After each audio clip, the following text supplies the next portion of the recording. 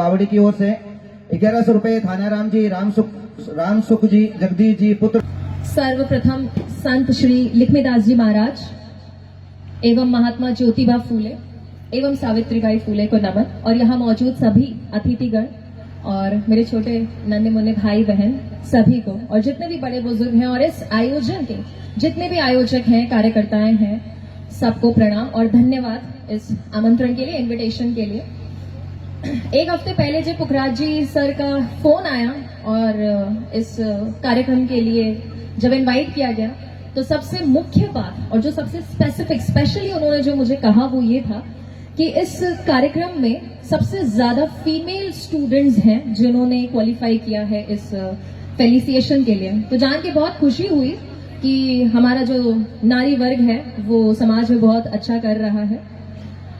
और हालांकि जहां पर भी इनवाइट करते हैं, हमेशा मेरी कोशिश रहती है कि एक नए मुद्दे पर चर्चा की जाए।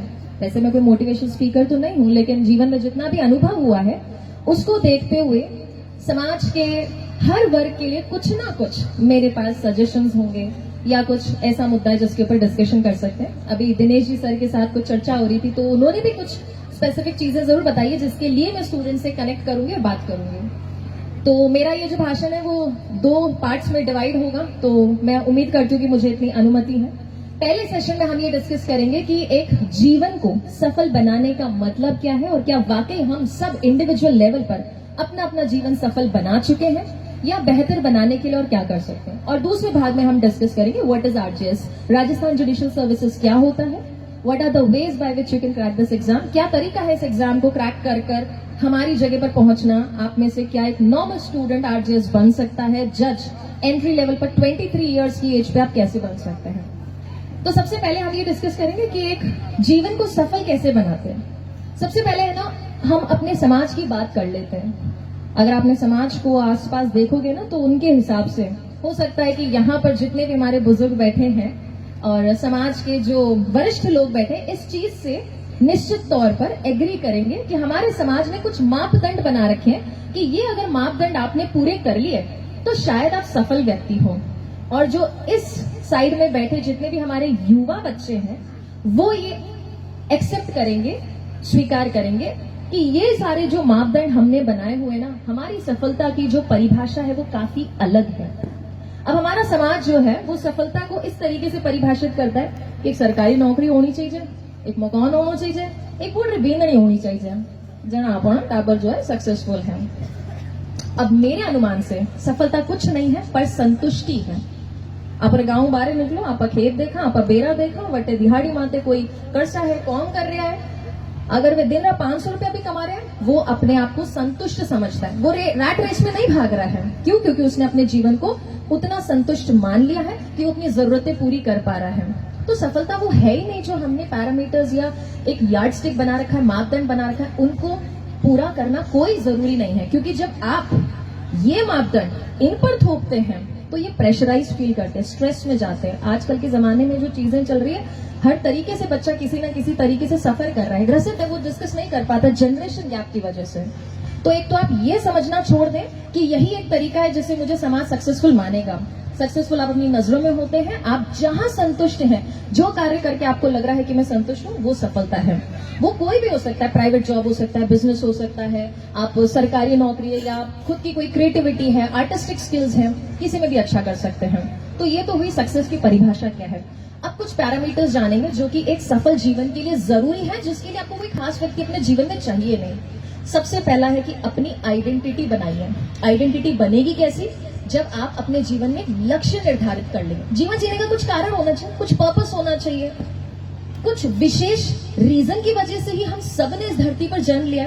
वरना सोचो, इतना बड़ा विश्व है, उस विश्व में एक भारत देश है, भारत देश में एक राज्य राजस्थान है, राजस्थान में एक जिला है, उस जिले में एक गांव है, उस गांव में एक ढाणी है, एक ढाणी में एक घर है, और उसमें एक व्यक्ति पैदा होता है और कुछ नहीं, 4 दीवारी के अंदर बंद रह जाता है, उसकी सोच उतनी सीमित हो जाती है और अपना जीवन खत्म कर देता है। क्या इस चीज के लिए हम दुनिया में आए हैं? तो ये तो बिल्कुल नहीं है।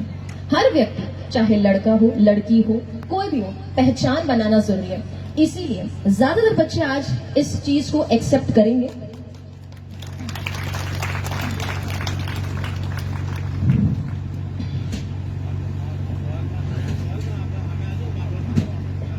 इसीलिए ज्यादातर बच्चे इस चीज को एक्सेप्ट करेंगे कि हमारी जो माताश्री होती है ना, उनको घर में हम इज्जत देते हैं, लेकिन उतना बाकी परिवार के जितने भी लोग होते हैं वो उतना इज्जत नहीं दे पाते। क्यों? क्योंकि हमको लगता है कि उन्होंने ज्यादा कुछ पहचान नहीं बनाई है।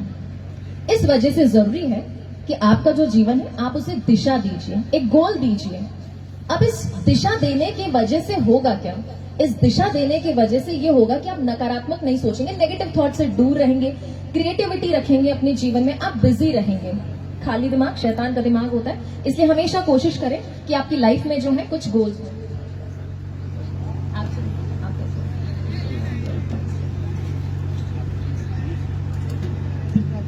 तो पहला चीज हमने ये डिस्कस किया कि आपके जीवन में गोल होना चाहिए, एक लक्ष्य होना चाहिए, जीवन को दिशा देना है, निर्देश देना है।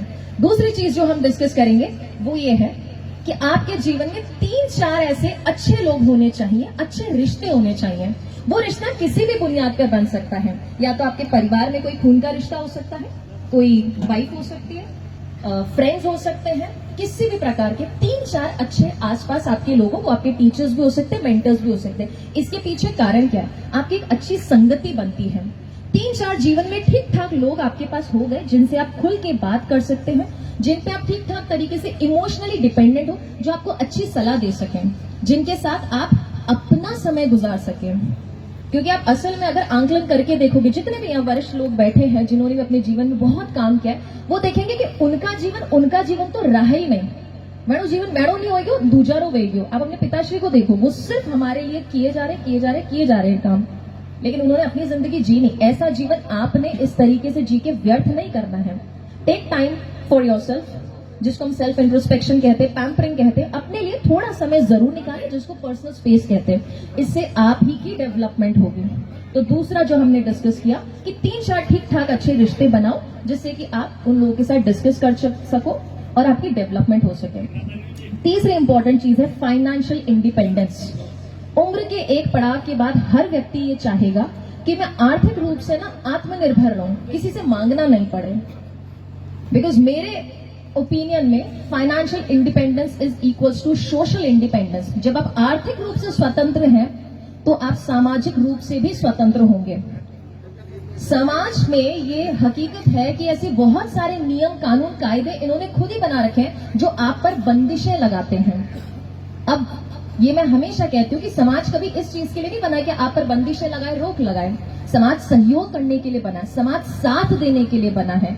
इसीलिए कहते हैं कि फाइनेंशियल इंडिपेंडेंस जरूरी है, इमोशनल इंडिपेंडेंस जरूरी है। एक उम्र पर आने के बाद सभी ये कोशिश जरूर करें कि आपके पास खुद के पास अपना बढ़िया बैंक बैलेंस हो, ताकि आपको किसी और पर निर्भर होने की जरूरत नहीं है। और चौथी चीज ये रहेगी कि अपना जब तक लक्ष्य, निर्धारित जो लक्ष्य है वो पूरा नहीं हो जाए, तब तक आप अपनी जरूरतें लिमिटेड रखें। क्योंकि जितनी जरूरतें लिमिटेड होगी ना, आप किसी के दबाव में नहीं आएंगे। जब आपकी जरूरतों से ज्यादा आपके शौक बड़े हो जाते हैं, आप अपनी सफलता से भटक जाते हो। 18 साल, 20 साल, 21 साल तक हर बच्चा अपने पेरेंट्स के ऊपर डिपेंडेंट होता है। और मैं हमेशा कहती हूँ ये कि अपने पिताजी का पैसा आप जरूरत पूरी करने के लिए, शौक पूरे करने के लिए नहीं। और जब आप कमाएं तो निश्चित तौर पे हमारा फर्ज बनता है कि घर वालों की जरूरतें नहीं, शौक भी पूरे करवाएं। और आखिरी मैं ये कहूंगी कि सेल्फ इंट्रोस्पेक्शन जरूर करें, जिसको हिंदी में हम स्वयं का आंकलन कहते हैं। स्वयं का आंकलन कैसे करते हैं हम? ये जान के कि क्या मैं एक अच्छा इंसान बन पाया हूं, क्या मैं खुद से संतुष्ट हूं। और कई बार ये चीजें आपको ना एक्सेप्टेंस के भाव से समझ आएगी, जब हम जीवन में कुछ स्वीकार कर लेते हैं। आपने देखा जब आप परेशान होते हो, आपके बड़े बुजुर्ग ना आपको समझाते हैं।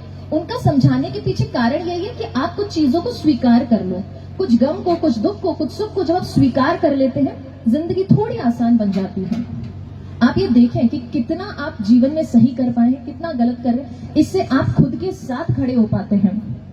क्योंकि जितने भी हमारे अतिथिगण, जिन्होंने भी मेहनत करके आज इस मुकाम तक आए हैं, इन्होंने भी अपने जीवन में एक स्टेज, एक क्षण ऐसा जरूर देखा होगा, या आप भी आने वाले अपने समय में एक ऐसा क्षण जरूर देखेंगे जब आपको ये महसूस होगा कि आपके साथ खड़ा रहने वाला, आपका साथ देने वाला, आपको समझने वाला, आपको सही दिशा दिखाने वाला सिर्फ एक व्यक्ति आपके जीवन में, और वो है आप खुद।